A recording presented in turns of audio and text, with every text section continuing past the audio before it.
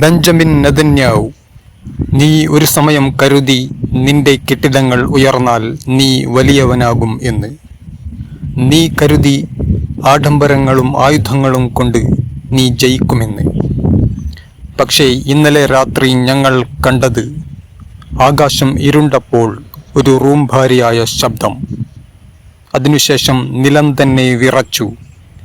ഹമാസിന്റെ ഒരു റോക്കറ്റ്, ഇറാന്റെ ഒരു മിസൈൽ ഈ കെട്ടിടത്തിലേക്ക് വന്നു വീണപ്പോൾ ഇത് വെറും കോൺക്രീറ്റ് അല്ല. നീ വലിയവനാണെന്ന് കരുതിയ നിന്റെ അഹങ്കാരമാണ് തകർന്നത്. ഈ കെട്ടിടം കെട്ടിയതുകൊണ്ട് നീ മഹാനായില്ല. നീ മനുഷ്യരെ മറന്നതുകൊണ്ട് നീ ദുർബലനായി. നീ പേടിയില്ലാതെ നീതി തേടിയിരുന്നെങ്കിൽ നീ ശക്തനായിരുന്നേനെ.